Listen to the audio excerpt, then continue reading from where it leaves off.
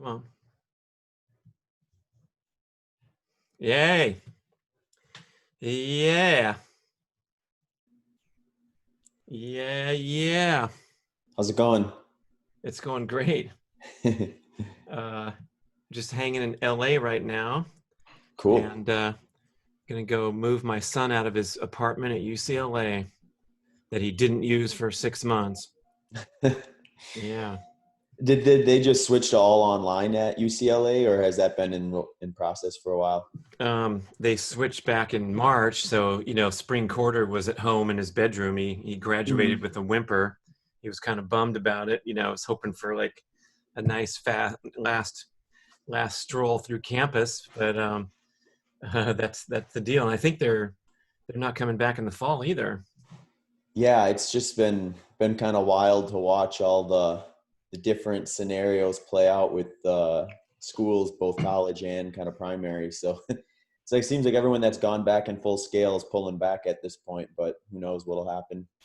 Yeah, you're out of that scene now, huh? Yeah, whew, I know. Yeah, I can't imagine trying to rally at the last minute like that. I think the hardest part as a teacher is the uncertainty. So Yeah, I would have been probably more excited about a firm decision early versus yeah. kind of changing on the fly. But I'm sure everyone has their own opinion on that. So thanks for hanging with me, man. We got a lot of fun stuff to talk about, and I think I'd like to focus on, the diet movement that you're part of, and then these crazy feats of human endurance that are beyond belief, and maybe how those two intertwine sometimes, and whatever else you like talking about. Cool. No, that sounds great. Okay, you ready? Yeah. Zach Bitter, I finally got you on the Get Over Yourself podcast. It's been a great pleasure to connect with you over the past 4 years. When I first heard of this dude that was running 100-mile runs and following the low carb diet, and now you've really made this into a wonderful career path. You got your own podcast, which is super awesome. We're going to talk about that, the Human Performance Outliers. So, welcome to the show. Yeah, thanks for having me on, Brad. It's always been kind of fun to follow your work. You were here well before I was, and you remain here. So you're definitely someone I've had my eye on since I kind of started my own journey into kind of a high fat, low carb, a primal-esque type of lifestyle. Yeah, so maybe you should just give us a little background, like your running career, and leading into this ultra endurance scene, and then maybe whenever you want to cut in, how you came to the low carb diet scene, because I'm sure you didn't start that way when you were running in high school and slamming the cheeseburgers and the hot fudge sundaes. Yeah, it's funny you say that. I remember in high school, I don't even know if this chain exists anymore. It probably does in the Midwest somewhere, but Fazoli's, they'd have like all the pasta, endless breadstick stuff. So we'd go there and we'd hammer that stuff after practice on a regular basis. So I look back at some of my dietary choices in middle school and high school, and I just like kind of cringe. And well, then I'm also thankful that I didn't continue down that path for the most part. But yeah, I think what my progression with nutrition followed, I think what a fairly common trend you'd probably see within endurance athletics is, middle school, high school, you don't really care what you eat, whatever was there, however much you want, and in endless quantities seemingly. And then by the time I got into college athletics, I started taking both the understanding and execution of training more seriously. And with that kind of came nutrition. So I just looked into like, what is an endurance athlete supposed to eat? And I'm sure you see a lot of this now, and you certainly did back in 2005, 2006, when I was kind of getting into the collegiate running scene. And, you see a lot of high carb, moderate carb, whole foods in the context of grains, fruits, vegetables, that sort of stuff. But the one message that was kind of continuous throughout that was hit the carbs, hit the carbs, hit the carbs. Keep your glycogen stores stocked. You're going to dip them in workouts. You need to get it back up during, before, after, and then continuously throughout the rest of the day. So, I basically did that. I followed what I would consider kind of a healthy high carb diet, in the sense that I wasn't eating a lot of packaged, processed, or as we should say nowadays, highly processed, because I guess everything is technically processed. Mm. But Yeah, so I mean, I did that, and it didn't seem to be like necessarily a positive or a negative. I mean, if I would look back at what I ate historically, I'm sure I would be in the moderate, if not high carb category as a kid. I didn't avoid fat, but I think the example I usually share, and I think we even chatted about this on the podcast that you came on, was like, if you just go into a grocery store and randomly start grabbing stuff off the shelf, you're probably going to end up in it at the least a moderate carbohydrate side of things. So I think when people don't pay too close attention to their diet or just buy what they think they're supposed to buy, they find themselves following a moderate to high carbohydrate diet almost by default, even if they're not paying too close attention to the macronutrient profiles of the foods they choose. And, from that kind of foundation, I didn't necessarily notice any positives or negatives in college from it. I didn't try anything different, so I don't know if there would have been a huge breakthrough had I done Mm. something differently earlier. But what the catalyst for me actually was is when I got out of college, I kind of started to focus on building the volume I was Mm. targeting, and that kind of led me into ultramarathon. And then when I got into kind of full season, my first full season of ultramarathon racing, where I did about 350 milers in the fall/winter season of 2011, I noticed there was a lot of weird things happening to me outside of my training and racing that hadn't been trends historically, which was just, poor sleep quality, Mm. like roller coaster energy levels, things like that, that just didn't seem like they were necessarily ideal from a long-term standpoint for someone in their mid-20s. And, you know, Other than that, you're feeling fine. You're just falling asleep when you're substitute teaching the yeah. poor little kids. You're like, what do we do next? You just crashed out. Yeah, Yeah, no, it was, that's a serious deal, man. And I relate to that too. When I was a triathlete, I was so unhealthy and mhm, crashed out on the couch all the time, and too lazy to get up and go get to the mailbox. And I tell this story that I drive to get my mail every day. It was 6/10 of a mile, and this would be on a day when I'd ridden my bicycle 84 miles through the mountains, but I couldn't get on the cruiser bike and ride 6/10 of a mile to get the mail and come back, or even walk it for a nice evening stroll. And mhm. it's it doesn't it's kind of ridiculous to think about now. You're telling the story of this healthy young guy and having energy level swings during the day. It's a bad scene. Yeah, and I think one of the things that bothered me the most about it was I was still executing my workouts. I was having decent training blocks, but it felt like I had just enough to get through that. And then I had to spend, basically whatever time was between that session and the next session feeling like feeling like shit, and then gradually trying to get back to a position where I felt like I could execute another workout. And that just seemed like a roller coaster that was going to have a bad ending if I kept down it. I was, at the time I had no clue I was going to end up doing this as a profession. I was teaching full time.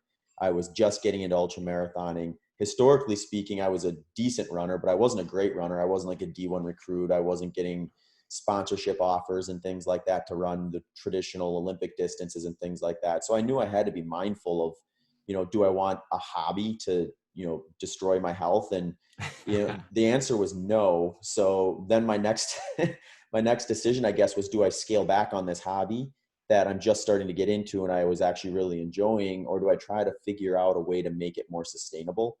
And one of the first things I tried, I got lucky here. I've had plenty of trial and error type experiences where I had to fail a few times before figuring out what route was going to work for me. But this one seemed to be a little more apparent right away. So and near the end of 2011 is when I first kind of just switched my dietary habits to high fat, low carb diet. And I did the 4 week or 30-day kind of keto reset where I was pretty close to classic ketogenic levels.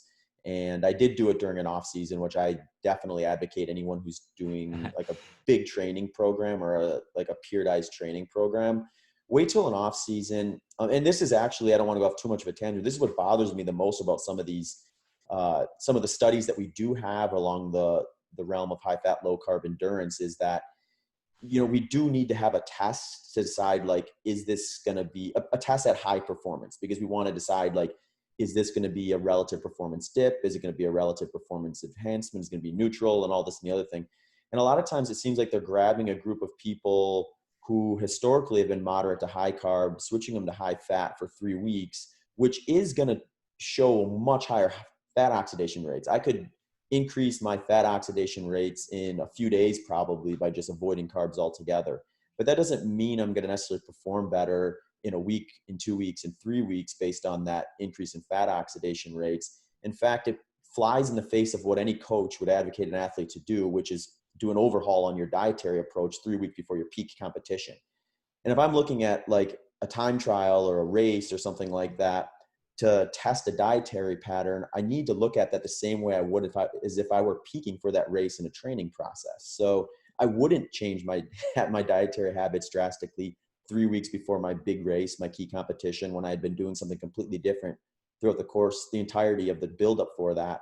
So I think that's something, and that's not necessarily a knock on the researchers. They're working with what they have for the most part, and there's limitations and all this other stuff. So I think a lot of times this stuff gets kind of blown out of proportion because, as you know, we get these camps on both sides, and the high carb, moderate carb camp, they'll see a study that promotes carbohydrate usage in extreme endurance or something like that as the way to go. And The they way to don't go. right, they Yeah. don't care about the limitations when it says Yeah. something they want to see, just like the folks on the high fat low carb don't always necessarily want to look at the limitations of a study that says what they want to hear. So even the same thing with kind of with the faster study, which I was a part of. Faster study gave us some awesome information that we hadn't had before. But it also has limitations too, because I mean, it's like, it's a 3-hour treadmill session. It's at 65% VO2 max. It's not necessarily in the field like what I want to try to advocate for, because I think dietary habits are individual enough that we could see some drastic differences in results on drastically different dietary habits. So for me, I think if I had to like identify like a direction I like to advocate, is I would love for sport and endurance sport in general to move away from this is the way to go, or this is the one route to do things, versus here is a variety of options. This is the one that seems to work the best, maybe given the context of folks following a moderate to high carbohydrate diet the majority of their life or their entire life. And if that works for you, great. If it doesn't, we do have these other options here, versus like, we got to jam this square peg through a round hole just because 60% of people following an endurance training program improve on a high carb or a moderate carbohydrate diet or something like that. So for me, I think the interesting thing is at the individual level versus the group model with that sort of stuff. And that's the route I took. And the way I gauged whether it was working or not was just looking at workouts, looking at results, things that are going to tangibly push forward into the part I'm interested in, which is improving on my racing. So if my dietary habits were positively impacting my performance in workouts and in races, then, that's the evidence I need in the field versus what some lab report's going to maybe say. And I think Yeah. that's ultimately the way that most people should be looking at this type of stuff. Oh gosh, I'm so glad you made that point, and we can extrapolate this and apply it to all different kinds of things. But in particular, the diet scene as well as the athletic training scene. When I was going through my time as a triathlete, trying to figure out the best way to train, you'd hear these quips like "Show me the science, show me the science. Science proves this, science proves that." And you explained it so nicely that there's so many limitations on the studies. But then when you go to a race and stand at the finish line and look at the person who won, that's a pretty good field study right there that something's working for that person. And it's probably more relevant to just track your own, adaptations and your own improvement or regression, and then, make conclusions accordingly, because science can go and validate anything. And I remember, we had this debate about whether you should just go slow all day or you should do this, intense interval based workout regimen that had much lower volume but was more difficult. And I looked around, and the guys who were winning the races were pedaling their bike for hours and hours every day at a slow pace, and then jamming for a 2-hour Olympic distance race. And it's been proven for decades that this volume approach to training has relevancy, and people succeed in every endurance sport. But you get the monthly magazine will show that this group of athletes improved dramatically in 6 weeks by just running every workout really fast and getting fitter and fitter. And certainly the results were valid, but it was in a, it was in a bubble that doesn't have a lot of relevance to someone who's trying to do something sustainable, like you said. Yeah, and I think it can even go beyond that too. Like, I don't think you necessarily always have to make a compromise by, not following the standard protocol, because I think individuals are going to require an individual kind of plan. And the way I like to think about some of this, and this goes with training and nutrition, is we kind of have this system where there's enough interest in a lot of these sports, especially when you get to the professional level, where there isn't a huge incentive, I think, to offer variety. Because if you say like, this plan is going to work for, let's just say, 65% of the people who try it, then we're just going to throw everyone at that. And then, if I throw 100 really talented male endurance athletes into the standard protocol, if 10 of them make it out of there as rock stars, just breaking records and fielding great teams, then I don't really care about the other 90. And you see this in the collegiate training programming and stuff. And you see this at the professional level too, where I think a lot of times it's like, fit the mold. And if you don't, we'll move on to someone who does, because we've got a big enough pool of people that we'll find someone that it works for. So it's just like a little easier in the sense that you don't have to like give yourself as many tasks. So when I think about myself as a coach, if someone comes to me and says, I want, the training plan that you think is going to work best for me, I can throw like what works for me at them, and it might work, it might not. It'll probably work with the majority of people, and then there's some people it won't. Or I can look at what their individual needs are, how they respond to speed and intensity versus volume, and program something personally to them so that they as an individual have the best chance of succeeding given their specific context. Same thing with nutrition. I could just decide, oh, here's a 1-page of endurance sports nutrition protocol. And, if this works for you, then great. If not, then, this is maybe not the sport for you, or you need to have different interests or something like that, versus saying, well, what have you tried? What are the results you've gotten? Now let's find like which one's going to work best for you. And that's what I like to do. I like that individual level. Both training and nutrition, I think, is important to get down to the individual level if the person's willing to. And that's usually what I like to do. I used this practice when I was a teacher too. It's like, I wasn't going to go to a student and say like, here is the way to do this math problem. If you don't do it this way, you fail. So you may as well learn it this way, regardless of whether it sticks in your head and you actually remember it a year from now, versus them actually looking at a math problem, not as math, but as problem solving. And then it's like, if you find a way to solve the problem in a way that you're going to remember and it's going to work for you the most seamlessly, then who am I to tell you that you're wrong? So like the results, right? We're looking at the results, just like I would look at the workout result. If someone's not executing their VO2 max short intervals based on the nutrition they're following, we're going to look for a different solution. Just like if I had a student in math and for whatever reason, the formula or the process or the steps that we're trying to get them to solve the problem isn't working for them, they're not remembering it, we might try to find a different way to solve that problem for them that's going to stick and be meaningful and useful to them down the road, versus them just, passing a test once and then never thinking about it again.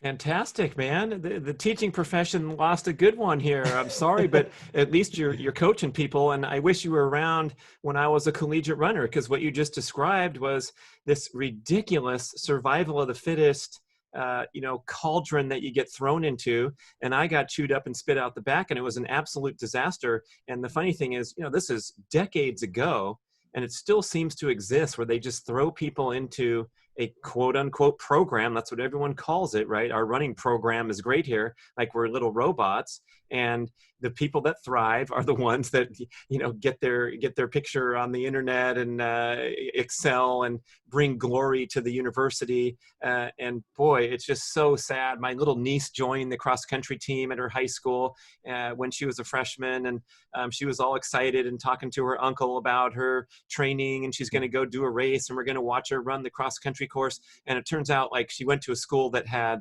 a dynasty state level championship varsity program. And so the whole program was informed by these girls that were heading off to Division I and had this amazing, incredibly intense summer experience where you get up at 6 a.m. and go down to the beach and do drills for 45 minutes and then then do the workout. And it was too much. And of course she quit after 1 year. And it was like, I don't care how many titles you have and banners you have on the gym wall, you just lost an actual individual that was really passionate and enthusiastic about running. And so, to see that decades later, still the prevailing approach is just, it's disgraceful. Yeah, I know. I think about that because I mean, I was fortunate that when I was in high school, I was at a small Division III program. I went to school at a Division III college, and they were a really good Division III college. But had I been thrust into like, well, I mean, I probably wouldn't have made it in most Division I programs, but like, I would have maybe had the same story. I would have given up had I been put in a position where it was like I had to hit this benchmark at this time, or you're off, and then maybe I don't even try an ultra marathon. So it's like it gets really interesting when you look at the individual and where they're at versus just how can we cater to the top. And I get it with professional sport when there's like, there's money to be made, there's sponsorships to be won, and that you want to kind of start with what has been proven or what shows up in the literature. But where I really struggle to get behind is this, the my way or the highway. And I know there's people out there who aren't going to be quite that dogmatic, but there are some that will too, where it's like, here's the one sheet for nutrition, follow this or don't bother. And it's, that bothers me because it's like, I think like, let's just pretend like, even if like 15% of the population would benefit more with a high fat, low carb diet when it comes to endurance, that's 15% of people who could enjoy a sport that maybe won't if they aren't given that option. They might give up and move on to something else. And that's where I think it's it's fun to be a coach when you can work with people at an individual level and you don't necessarily have to follow the standard protocol with everyone. So when an athlete comes to me, when I let them bring up the nutrition topic first, if they have something that's working for them, I'm not going to fight them on it. I'm going to be watching the workouts. I'm going to be looking at the GPX files. I'm going to be looking at the heart rate per pace data and all that stuff. And, if they're hitting results, I'm not going to push back. If they have questions, I'm going to say, here's some options, but ultimately I want them to choose. I want to have like a couple options at least, if not more, that they can say, well, I've tried this and it doesn't work. Let's try this other thing. And, I did notice on your GPS report, you stopped at Circle K for 27 minutes during that 10 miler. What was that, dude? a 64-ounce mega gulp. Brutal. So I want to ask you, this is such an interesting story that you got out of collegiate running and then went straight into ultra and saw an opportunity to, make it into a professional scene. And prior to that, like in my day, I lived in Auburn for a long time, and the Western states would come through town and these guys would win a belt buckle at the finish line. And you thought they were, running a pretty amazing performance. But, a lot of times the winner was Tweetmeyer when he was 43 years old and he's a full-time employee and, doing this thing, excelling tremendously. But then, in the last 10 or 12 years, it's become this incredible exploding scene where, really elite guys are towing the line and breaking records and just, shattering the previous kind of notion that this was just kind of a survival fest. So when you graduated college and you still had some more juice left in the tank, thankfully they must have treated you right at the school. What was the scene like? I mean, there was actually some prize money and sponsorships coming into the sport and you saw that you could compete.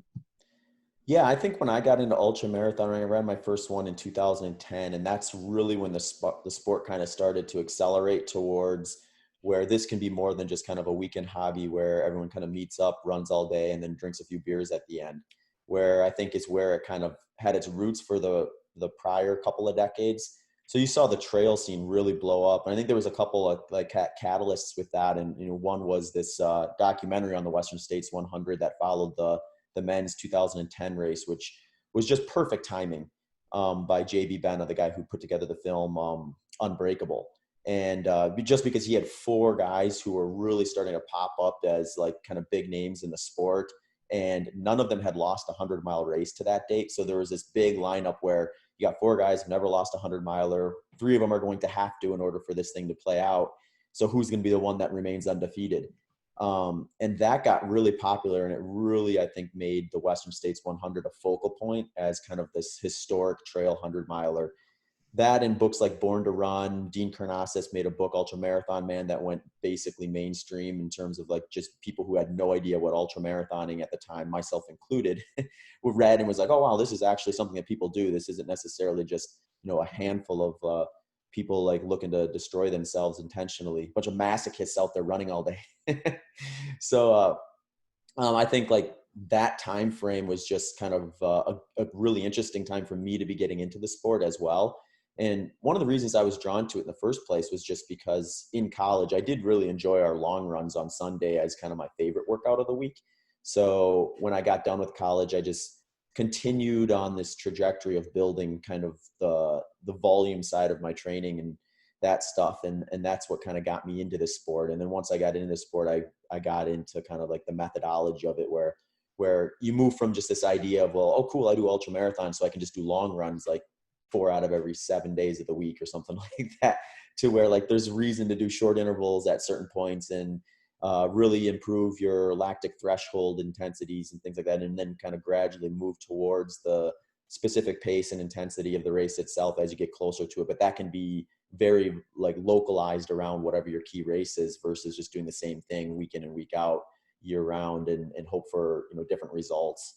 So you know, between 2010 to today, the sport's grown massively where, you know, at that point there's probably a handful of guys and gals in the sport that could actually like reasonably decide, okay, I'm going to focus on this as my primary revenue source versus working a full-time job and treating it as a hobby. And that's just kind of accelerated over the last 10 years too, where I would say most pro ultra marathon runners are pro in the sense that they earn enough money to justify stepping away from like a traditional desk job in a lot of cases. But a lot of folks are still supplementing that with, you know, like what I'm doing, like coaching, helping out sponsors and marketing in ways that are more about like the whole approach versus just training and racing and kind of getting paid to do that. And there are folks who are doing that, but I like to be busy. So, you know, there's only so much running you can do in a day, unless it's a 24-hour race, then you're running all day. But um, I like to be involved with other things too. So the podcasting, the coaching, and that side of stuff has been also a cool thing that's grown a lot with the sport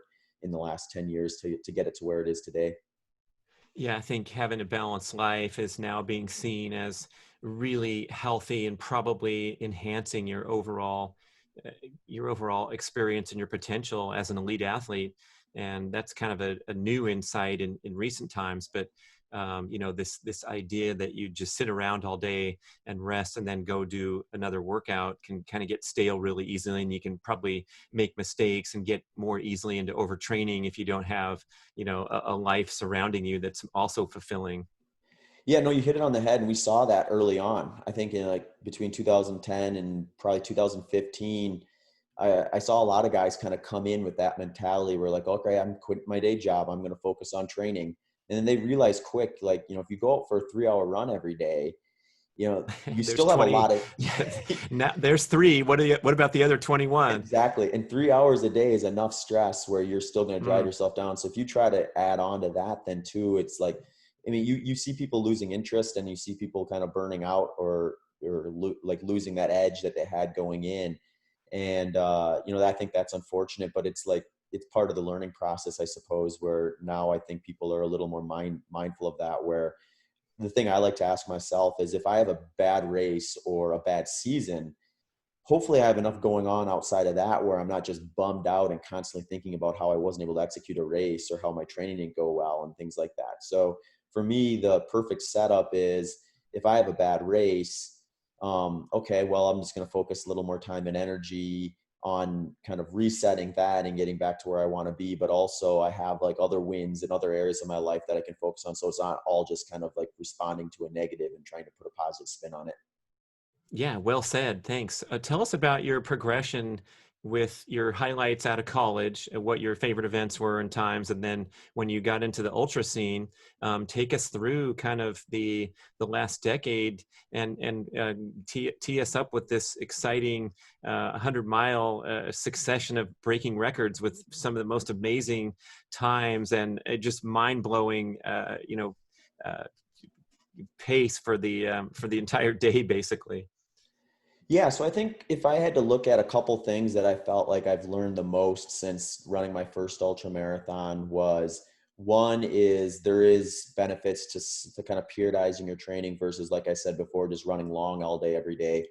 The second is just specificity of the course itself. So for me, growing up in the Midwest, I had a ton of exposure to flat running, whether that be on trail, road, or a track. It was still relatively flat compared to especially what you're going to see out in California, where a lot of the big races are.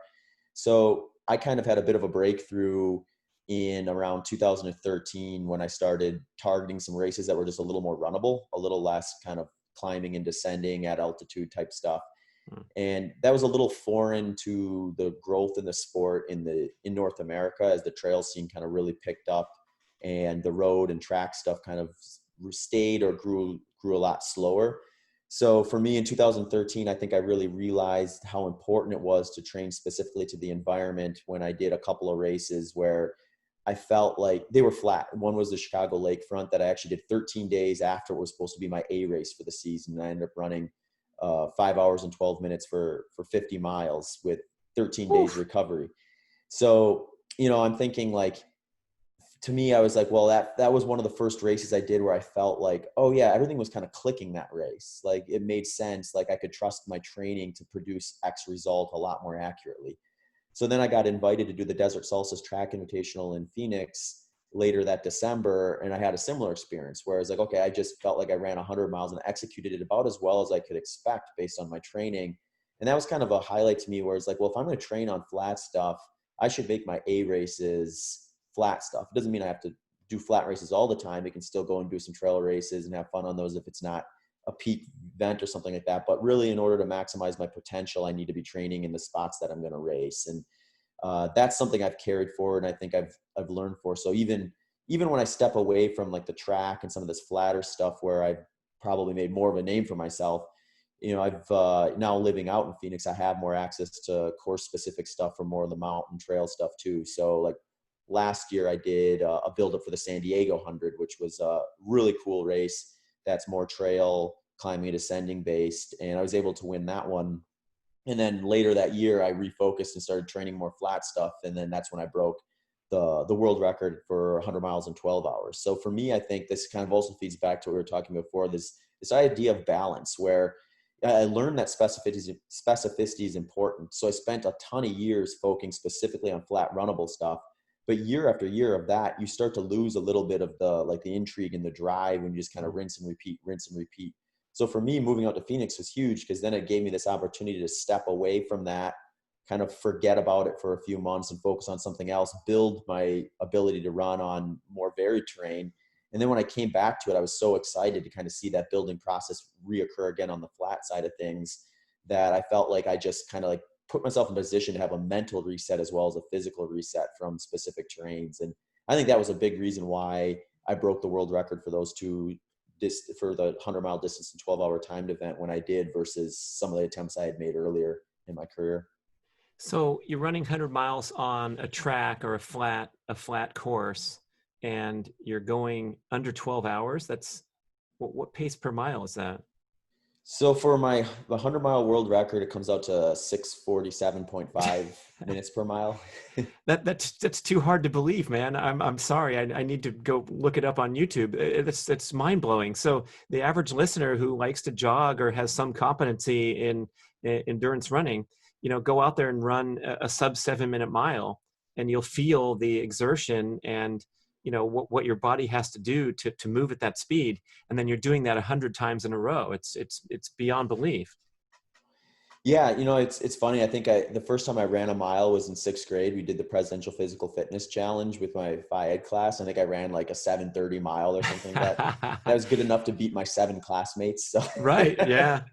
I was, Who I knew was, that someday he'd be clicking them off? yeah, Yeah. yeah. So if you told me then, like you're going to run 100 miles in like 45 seconds per mile faster than that, I probably would have laughed at you. But it's just about staying with it and kind of focusing on building and developing yourself at the individual level. And then I think you're gonna find successes regardless of whether it's the top of a field or a podium versus just making progress on your own efforts and lifestyle choices and things like that. So yeah, it's interesting. I think it's been a fun a fun build. And one of the things I like the most about it was, I had a chance to do it in 2015. I was actually on pace for the 100-mile world record through 80 miles.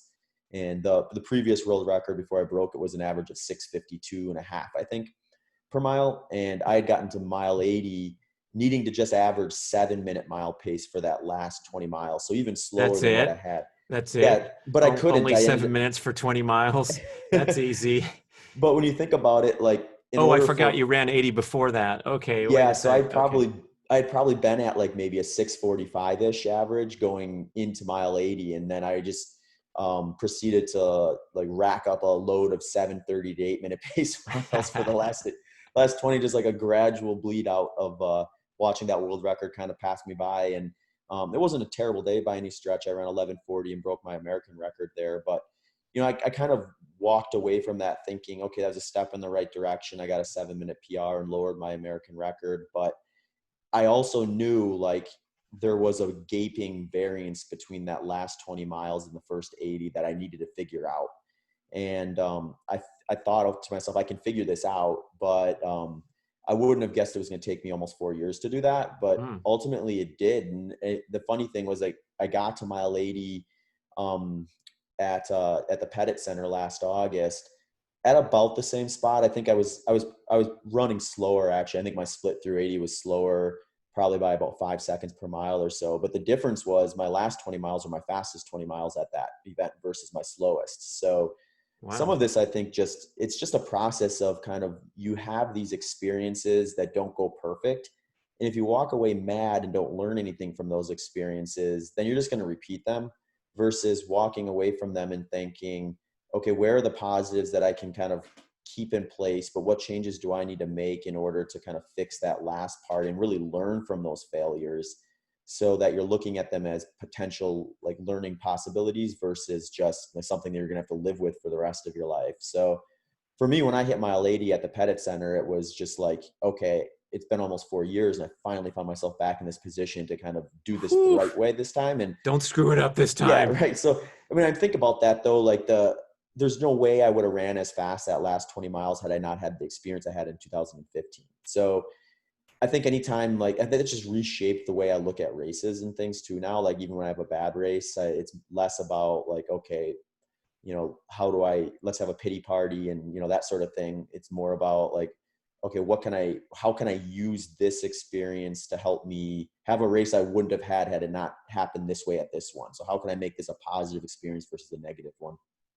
Yeah, it's tough to get there, man. I mean, I think for all of us in all areas of life, maybe it's the last job that you had and you got fired and your boss was such a jerk and it wasn't your fault, and now you're, falling into the same pattern because your mindset was, sort of the victim rather than, always taking some learning experience even from something where, you didn't perform to expectation. That's well said. I appreciate that. Yeah, yeah. I think it's okay, I think, to recognize if you've been like treated unjustly or something like that, but it's also a reality. Like it's gonna happen. It's gonna happen at varying intensities to different people. So at the end of the day, it's like it's okay, I think, to speak up against that stuff, but at the end of the day, you also have to, take those experiences and say, how can I shape this to make me a stronger person so that I become undeniable versus, having to lean on someone above me or someone who's making decisions for me as to like, how my success is going to progress. Yeah, and I think doing something that extreme and pushing your body to run 100 miles or whatever the example is, and the lessons you learn through that are so profound and so much more graphic than the everyday ins and outs and ups and downs that we navigate through relationships or jobs or life circumstances. That I think, when you can kind of own that personal responsibility and all the hard work required to adhere to a long-term goal like that, I think it carries over into other areas of life. It's amazing.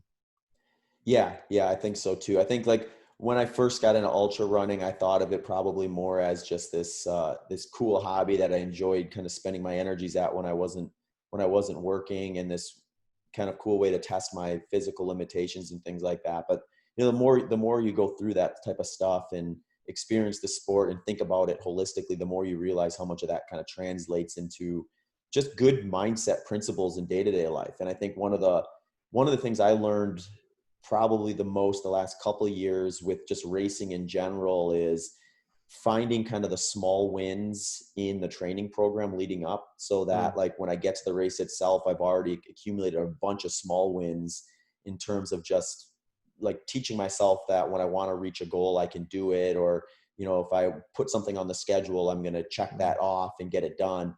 Like those are all really great kind of tools to implement in your day-to-day basis, where, if you have like 10 things you need to get done for the day to have a successful day, you want to look at that getting to 10 and completing that successful day as a win, but you also want to make sure each one of those things you check off are also wins in your mind along the way, because that's what's going to keep you motivated to get to the next one and the next one, and then ultimately reach your end goal. And I think that's the way I look at my training, and that's the way I look at a lot of the things I do in life from an objective standpoint. So let's go back to the 2011 area where you started to examine your diet and wanted to see if you could, be healthier, protect your overall health while you were doing these difficult workouts. And how, I mean, you talked about trying out the high fat, low carb. Did you just like see a flashing internet ad like Timothy Noakes, or who exposed you to this thing, and then how did it go from there all the way up to present day and your carnivore influence and things like that? Yeah, I think the first time I even heard of a high fat, low carb diet, I mean, I guess I knew it was out there, but I didn't really think about it much. I mean, my dad did a stint of the Atkins diet back when I Mm, was a young kid, but I had no clue what macronutrient was at the time. I just knew my dad was eating a lot more eggs and bacon than he used to. wow. So like that was maybe like the first time I even saw that as like a potential dietary choice, but I didn't really think about it in any meaningful way until I started listening to podcasts while I would run. If somewhere around 2010, 2011, basically out of guilt, I was just like, man, I'm spending like so much time running in the morning. How can I kind of justify this? And I'm like, if I can learn something during this 2-hour morning run, then it's a win on two fronts. So it's just that much more intriguing. And while I was doing that, I started listening to a lot of kind of sports nutrition podcasts and things like that. And I don't remember who it was that brought it up first, but I was listening to someone who was talking about that, and that got me interested to kind of look into just like where they were getting their information on that from. And that kind of drew me to like the Volek Finney grouping, and then also like a lot of other folks within the high fat, low carb community, like yourself and Mark Sisson popped up pretty quick around that time. And, then it was just kind of like deciding, okay, is this something that is feasible for me or something I want to give it a try? And ultimately it was just like, it's food. Like, I mean, if I try this for a month and it doesn't work, I can go back to doing what I was doing or try something different. It's not necessarily something I have to cement in my lifestyle going forward. And for me, so many things clicked early that kept me going with it. When I mentioned in the beginning, I was having a harder time sleeping than I had historically, and I was having these big energy swings throughout the course of the day when I was at work. No, those things cleared up really quick. I Oh, think my sleep normalized within a week. I saw those energy swings basically dissipate in the first week or two as well. And the only thing that took longer than that to kind of normalize was just my running pace. I would have like days where I'd go mm. out and I feel like I was running a 7-minute mile, and I was actually running an 8:30 mile. And I'm thankful that those other things cleared up, because had I still been sleeping poorly and my energy levels had taken a while, I don't know that I would have stuck out a full 30 days. So it was that those cleared up that I was willing to say, okay, let's stay on the course and see what else adapts. And fortunately enough that I had looked into the stuff that Finney and Volek had produced long enough to know that this wasn't a 2-week transition, or I shouldn't expect to be, to move up 3 spots on the ultra runner of the year list from switching my diet for 2 weeks or anything like that. So I stuck that out, and then it just kind of became like, once my kind of easy aerobic paces started to normalize, where I started having more and more days where my pace at a given intensity started to get back to where it was while I was following a high carb diet. Then it just became like a process of learning, how do I kind of step away from a strict ketogenic diet towards what I would say definitely fits within a high fat, low carb diet, but not necessarily at these classic ketogenic grams per day type of metrics, into the different phases of training. So like, what do I need to do in my training plan when my primary focus is short intervals? What do I need to do nutritionally in my training plan when my primary focus is improving my lactic threshold? And then what do I need nutritionally when my goal becomes working on the intensity and the specifics of race day and that sort of stuff? So I want to say it probably took me about 1.5 to 2 years to really find a system where that worked well, where I had both the periodization of nutrition and the periodization of training to kind of match each other. And that was right around the fall of 2013 when I also started to kind of figure out what race courses were going to work well for Mm. me, given my training and things like that. And a lot kind of clicked for me that half of the year, that second half of 2013, that I kind of carried forward. And since then, from the nutrition standpoint, I've basically stuck to a fairly similar macronutrient range throughout the phases of training, where, there's phases where I'm kind of in an off season or in a lower volume phase of training where, I will get down to classic ketogenic levels of nutrition of 50 grams or less. But then there'll be points where, I'll be doing like a big block of training. My volume and intensity are relatively high. And, I might bring my carbohydrates up to like 20% of my intake for that day. And then, I might take a rest day or an off day somewhere after those big buildups and then go back down to kind of classic ketogenic levels. So, I can have like these averages throughout the course of the year when you couple in my highest carb days and my lowest carb days. But really it's kind of periodized just like the training is. And that probably took almost like 1.5 to 2 years to really kind of figure out what was going to click for me and produce those results and the workouts that we kind of talked about in the beginning. So it sounds like in general, there's a bit of a matching going on from the calorie burning, especially the glycolytic workouts where you're depleting your glycogen, and then corresponding, you're going to have a little more of the sweet potato action in the diet, and just as a basic insight. And I feel like I've been trying to figure this puzzle out for a long time as well, because I think there are some tricky variables. Of course, they're highly individualized, but just in your example or my example, my blood work's good, my body fat's good, just like yours, I'm sure. And so you're going for performance and trying to optimize.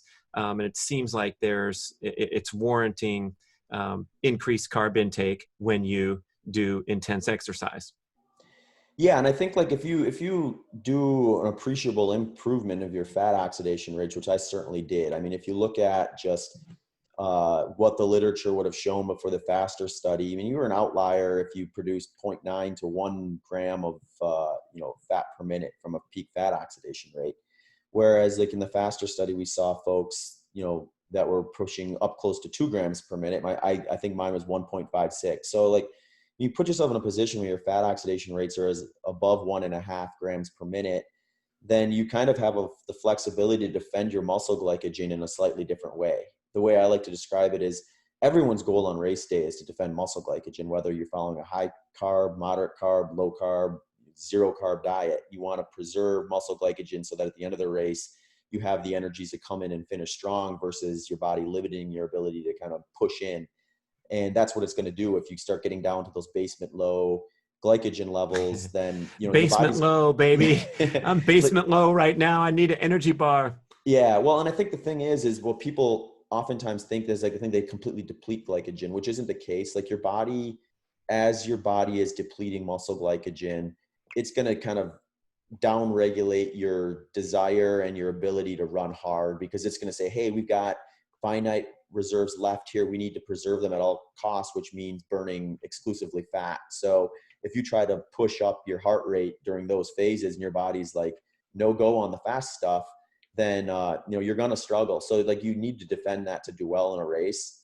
And you can do that by eating copious amounts of carbohydrate during the race to defend it, or you can do it by putting yourself in a position to preserve that by burning higher rates of fat during varying intensities throughout, and still supplementing with some carbohydrate to defend that muscle glycogen, but not having to do it quite as much. So for me personally, my intra-race fueling strategies haven't changed a ton from the types of foods I'm eating as much as they have the amount. So like when I first started doing ultramarathon on a moderate to high carbohydrate diet, I'd be taking in 300-400 calories an hour in some of those 50-mile races. Whereas now if I take in 200 calories an hour, I'm pushing the ceiling of what I really need to do to kind of defend muscle glycogen, even at slightly higher intensities from what my average is going to be for the day. So this is kind of like what I like to share with folks when it comes to them deciding their nutrition program. Is I like to start with like, here's everybody's goal. So this should be your goal, which is that defensive muscle glycogen. And then it just comes down to what is going to work best for you as the individual to do that. And, there are folks who can mainline carbohydrate all race long. Whether that lasts for them their entire career is anybody's guess. If you look at the position papers on ultra endurance single day events, you're going to see that 60% of participants exhibit some sort of digestive issue during the course of a long race like that. So, I think that's pretty similar probably in Ironman triathlon where, Yeah, it's shocking. I mean, here we are in 2020 with sports nutrition being $1 billion plus industry, right? And Mhm. I mean, you're taking a survey that 60% of these highly trained athletes are visiting the porta potties to excess, and even in the Ironman, which is extreme qualification standards. So you're talking about the best Ironman athletes in the world, and I think the stat was like 30% of them have severe gastrointestinal problems that inhibit their performance during the race because Mhm. they're obligated to, just like you say, I love that term, defend glycogen. And our traditional way to do it was to slam the sugary products into the body while the blood is out there in the extremities trying to perform. It doesn't add up to be a very successful approach. And so when you reference that you can cut your carb intake by half and feel fine, that's a huge performance advantage, really. Yeah, I think it just limits the amount of times like that you're going to have a race that you show up super fit, but for whatever reason you're puking up your nutrition at mile 70, and then Yeah. no level of fitness is gonna bounce you back from having what you're taking in coming out both ends for the last 20-30 miles. I mean, you want to avoid that if you can, and I think like you certainly want to avoid that at a 60% rate. So if that means you have to scale back your intra-race fueling, then you're gonna have to do that. I mean, there's conversation about like training your gut to be able to like tolerate eating more than race day, and I guess I mean that's potentially a short-term solution if you're not worried about what it's going to take to do that. But essentially, training your gut to be able to take in exogenous carbohydrate sources, which tend to be engineered in the form of sports drinks and things like that, it's like I'm not going to be doing that on my 60-minute easy runs. I'm not going to be doing that 3 to 4 times a day during peak training in order to kind of train my gut to be able to digest some of these foods that I'm typically not going to eat on a daily basis in the meals I'm eating. So for me, it just seems to be more sustainable long term to minimize the amount of intake I need during the race itself, so that I don't have to train my gut to be able to tolerate twice as much as I'm currently taking in. And then I can focus on my nutrition from a day-to-day standpoint during training to be more whole food, more fat and protein based, which is what I kind of prefer anyway. Well, you were the first guy to tell me in such graphic terms that your diet transformation had a huge improvement in your recovery and reduced next day inflammation. You were talking about your ankles or something. And I'm like, wow, this is profound. And now we're seeing a glimpse of the future, especially of endurance sports. But I think of all sports, the NBA guys who are getting pounded, night after night, and then eating these inflammatory foods after. So maybe you can give us that little quip about the swollen ankles after workouts and so forth. Yeah, that's something that I noticed too, kind of that coincided. It wasn't something I was quite as um, focused on in terms of like improvement stuff that I was looking for from the nutritional strategies, because I didn't notice that it was necessarily negatively affecting me. So to some degree, I just thought it was part of the sport. It's like, hey, if I'm going to go and run 50-mile races, I can expect my legs to balloon up the next couple of days. And I mean, there's still swelling, and I think swelling is a necessary like recovery process. But when that stuff becomes chronic and is lingering around after workouts, where like it's a coin flips chance any day that whether your ankles are going to be like an inch greater in circumference versus a normal stature, then it's like that. I think that becomes kind of an unsustainable scenario in my opinion. So for me, it was like that's another thing that kind of cleared up when I scaled back on a lot of the moderate to high carbohydrate food groups in favor of fats and proteins.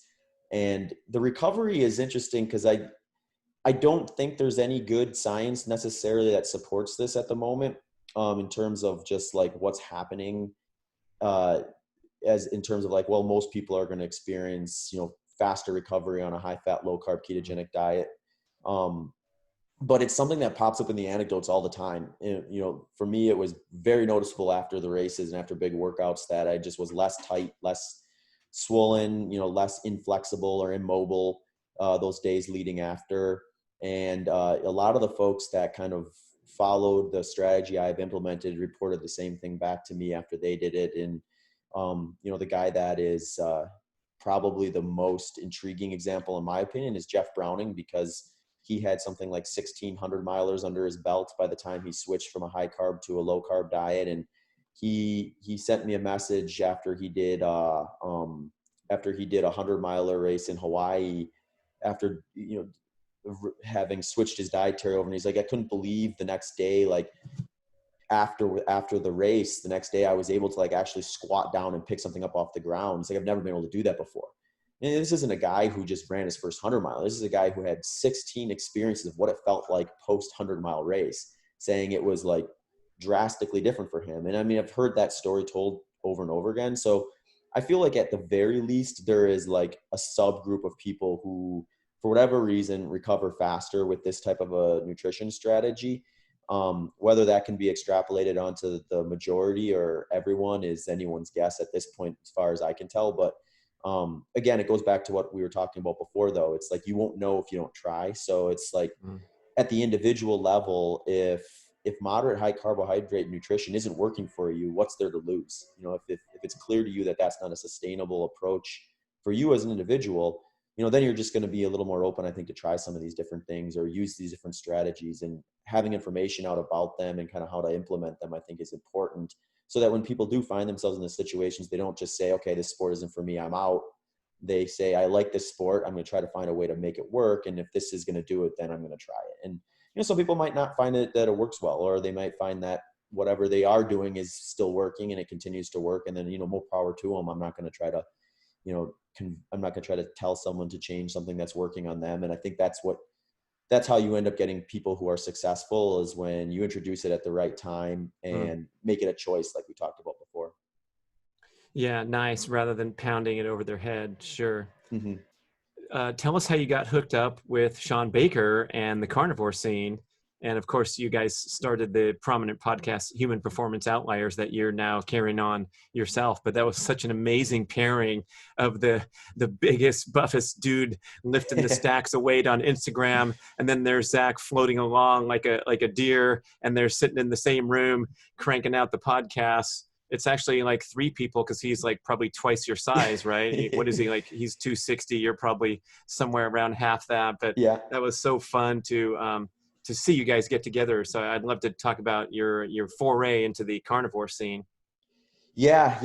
Sean leaned out a bit with some longer efforts this last like few months. So I'm slowly drifting away from being half his weight. But I think if you take his peak weight and my lightest weight, we're probably getting pretty close to like half of him. So that was kind of funny when we first got started, is having that kind of polarizing effect. And I think it was interesting because when I reached out to Sean about doing a podcast or co-hosting a podcast, my thought was, this is gonna be cool, because this was before he was super into the carnivore side of things. He had been high fat, low carb keto for quite a while at that point. And that's how I kind of discovered him. He had this guy who was, breaking rowing records and doing all sorts of cool things. And, former professional rugby player, competed at the Highland Games, orthopedic surgeon, served in the military, all sorts of cool, like just interesting lifestyle stuff that I thought was fascinating about the guy. That kind of drove me to reach out, because I thought it'd be cool to have a high intensity athlete. It'd be cool to have someone who's more strength and power based, who physically is just this big human being.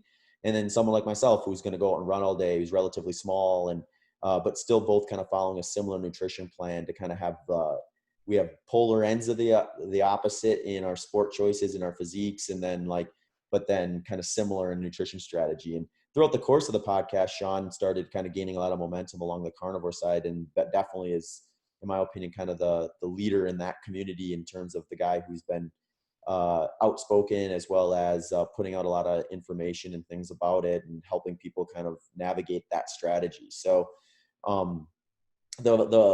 the influence from Sean, I guess, for me has just been, like I said before, like my macronutrient kind of periodization has remained fairly constant the past 7 to 8 years, after I spent about a year and a half, 2 years kind of fine tuning that.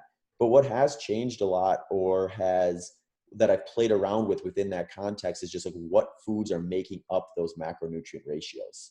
So I've done everything from like mostly plant-based, very little meat, within a high fat, low carb approach to That's a lot of avocados for you, I guess, a right? I lot of mean, how do avocados, you a lot do? of oil. How does Zach Bitter do mostly plant-based and burn, running 100-mile weeks? Yeah, well, I mean, I didn't do it for any long stretch relative to how long I've done it because it just didn't seem to be ideal for me. But I mean, it was like, I think I spent maybe about 3 or 4 months kind of playing around with that just to get an idea, because I like to see these things firsthand in myself to know, like, because what if there's a breakthrough? What if like limiting meat down to like the bare minimum and hitting a bunch of olive oil, seeds, nuts, and avocados at the expense of fatty cuts of meat, eggs, and dairy and that sort of stuff? What if that would have produced like great results for me? I kind of wanted to know. And since I was convinced the macronutrient ratios I had kind of put Mm. together were going to work well for me from a performance standpoint, that was kind of the next step in progression. And that didn't seem to work well for me. So I've mostly done kind of a pretty even split between the two. Like I don't avoid plants, I don't avoid plant fats and things like that, plant proteins, but I don't necessarily make them like the foundation of my nutrition either. So I've gone the other end as well. I've done things where I've had very little to no plants for stretches of time. I did that for a good chunk of 2019 just to kind of see where that was and kind of what happens when I reintroduce some of these plant sources after that and things like that, just to see if there's an appreciable like benefit or reduction or neutrals type of stuff. So, right now I'm kind of probably somewhere in between. I definitely have a big foundation in animal products in my diet from a lot of dairy, eggs, fish, red meats, things like that.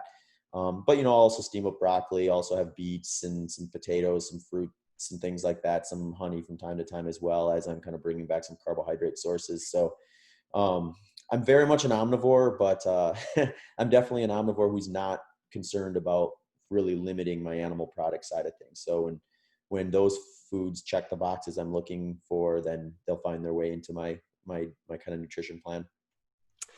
I'm curious if there's a way to really screw this up. Finney and Volek talked about there being sort of a no man's land where you're trying to do this low carb approach to endurance training in particular, especially someone who's putting out a lot of energy, and you're dutifully following the guidelines to transition away from slamming carbs all day and using all the products, but you're not quite getting what you need, but you're not down at zero into this closed looped operation. What was the gentleman's name in Utah that ran 100 miles with no calories? Oh yeah, Mike McKnight. Yeah, Okay, Mike is so great. yeah, so like we have the Mike McKnight end of the spectrum where, because he didn't consume any carbohydrates, he had to be totally locked into this fat and ketone burning machine. But then at the other side, I just heard Zach Bitter say that he eats beets, broccoli, honey, and fruit. And so you're mixing these two notions. And do we have some risks to pay attention to there? Yeah, no, I think Mike's a great example. So Mike's main focus and kind of his niche in the sport where he's really found a lot of success are in some of these, like, I guess what you could call ultra marathons. So Mike has been kind of a bit of a breakthrough athlete with like 200-mile races. There's a Mm. a series called the Triple Crown of 100 miles where it's the Tahoe 200, which is actually 205 miles, the Moab 200, which is actually 238 miles, and then Don't call it the Moab 200, man. yeah, Call it I the know. Moab. Are you kidding Yeah, me? give him Like, credit for those I'm last doing the 38. Moab 200. I'm training for the Moab 200. I finished the Moab 200. Oh Yeah, my yeah. gosh, Only in a race that long can you just kind of like round down from 38 miles. crazy. Round down an Okay. entire ultra marathon. But Yeah. yeah, so I mean, he's got I think the course record at every one of those races individually, as well as the cumulative time course record. I think he's got the fastest two actually cumulative time. So he's done that a few times where he's run all three of them, and it's not like they're spread out. It's not like January versus one, June's another one, and then like November's the next. They're all within like I think a couple of months. So Right. The snow melt season up in the mountains. Sure. yeah, exactly. There's a tight timeline when you can actually execute that type of an event. Um, so Mike, I think is in a position where for him to defend muscle glycogen, he can do it with no carbohydrates at a lot of the races he's competing at because they're so long. It doesn't it doesn't benefit him to like push his heart rate up past where he's probably burning almost exclusively, if not exclusively, fat. So when he decided to do the fasted 100 mile, where he's like, when he does these 200 milers, he's eating things, but he's lower carb than I am, in the sense that, like, if you look at how many carbs he's taking on a daily basis, it's going to be lower than me. But he's also peaking for longer races too, which I think is kind of the context required for that conversation. But the interesting thing is, with all this, the race cancellation stuff, we've had a lot more flexibility as athletes to take on personal projects. And one thing Mike wanted to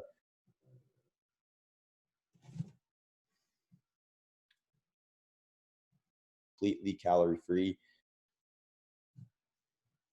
his own electrolytes, because a lot of the kind of commercial electrolyte products actually do have trace amounts of calories in it.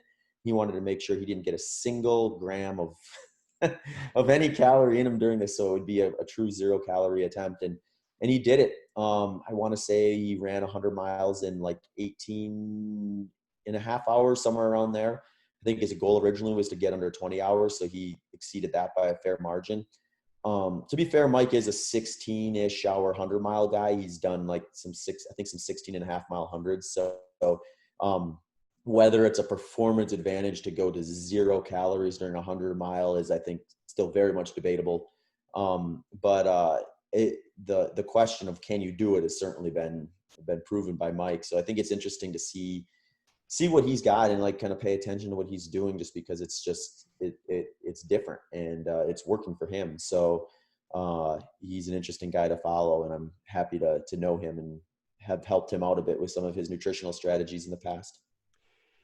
So that's a good point, where you're going for the 100-mile record, where you're, running in the sixes for any human is a little different than running 200 miles. And you're transitioning.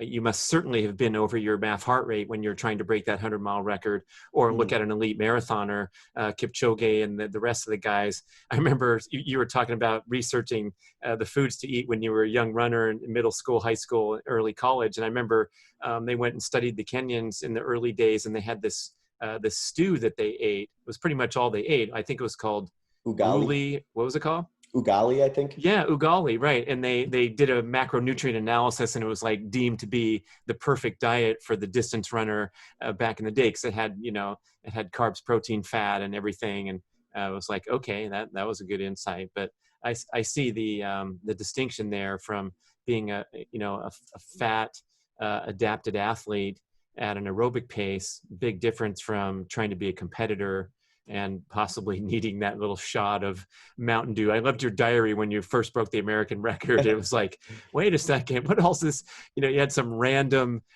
consumption there during the 100-mile run just to get you to the finish line, I assume. Yeah, I've done a bunch of goofy things earlier in my career in terms of what I used as a fuel source. I did 100K actually with nothing but Mountain Dew. It was only 150 calories an hour, but it was all Mountain Dew. So it's Caffeine. like, yeah, I don't even know if I could get away with that at low levels of fueling anymore. But this would have been in 2014. So yeah, it was like kind of a perfect blend of like I just was like bringing in just enough sugar to kind of to defend muscle glycogen, like we talked before, but also had a little bit hit of caffeine, which I think is a pretty clear performance enhancing an aid that you can use if your body responds positively to caffeine. So, that worked for that particular event. I don't know that I would try that again. I'll definitely sip on some Oh, soda at come the on. end of a I 100 know you're miler. negotiating right now with Mountain Dew, and it's just a matter of putting another zero on the contract, and then Get he's a going to have a Pepsi big Cola old, about sponsorship. you're going to show up with a skin tight green suit sponsored by Mountain Dew for the 100-mile record. Yeah. Yeah, so it's it's funny to see kind of the way I like to look at it is like when you've put yourself in a position to not need to go as high as the average person is going to target for fueling strategies, you can get away with more because you're just not going to be bombarding your digestive tract with as much exogenous fuel sources. So I think like you limit the potential downside of that, but if you do the right things nutritionally and training wise going in, you also limit the potential of not being able to defend the muscle glycogen with those smaller amounts of foods and carbohydrates during the race itself. Zach, man, this has been fascinating. I think even if you're a listener not interested in doing a crazy ultra competition, just the compare and contrast to the strategies and the methodical approach that you've applied to setting the world record is super awesome. I'd love to have you back on again after the questions come rolling in. But I also want you to tell us about Human Performance Outliers. Highly recommended show. I love being the guest on that show with you. And then how can we connect with you to learn more about the coaching and all that? Awesome. Yeah. Human Performance Outliers podcast. We have audio and video options on YouTube or just wherever any podcast listening platform is. And yeah, Brad, we just had you on your episode 213. I believe it goes up tomorrow. So by the time this podcast, unless you turn this thing over in like an hour, it should be up by the time this one publishes. It's world record holder talking to world record holder. Zach's record was 11 hours and change, and mine was 1 minute and 38 seconds. But yeah, we're still bros, so I There you appreciate go. that. Yeah. Yeah. So definitely check that one out. Yeah. So it's been fun. Sean's taken a step back from podcasting. So I'm solo hosting at the moment right now. But we've had some cool interviews. We had Dave Scott come on, who is a legend in the triathlon community. And he is, Most amazingly, Dave Scott was the carb king yeah. throughout his career, and he was known for cutting his fat back and just slamming the various foods. And he came full circle. So I'm sure you got into that on the show, but Mhm. boy, yeah, it's amazing to see the progress. Yeah, yeah. So it was cool to have him on. It's cool to have all sorts of different people on there now too. And I'm going to kind of continue that way where it's a variety of different types of guests. It won't just become an ultra marathon only type of setup. Know that Sean's huge biceps aren't there to grace the screen any longer, but it's a fun way to chat with folks, and I think we'll get into some interesting topics going forward with that. But yeah, in terms of like where you can find me, my website's kind of the one-stop place where there's links to everything at zachbitter.com. And I'm most active on Instagram, which is at zachbitter. Zach Bitter, people, world record holder, giving you the straight scoop. Thank you for listening. Dun, dun, dun, dun, dun, dun.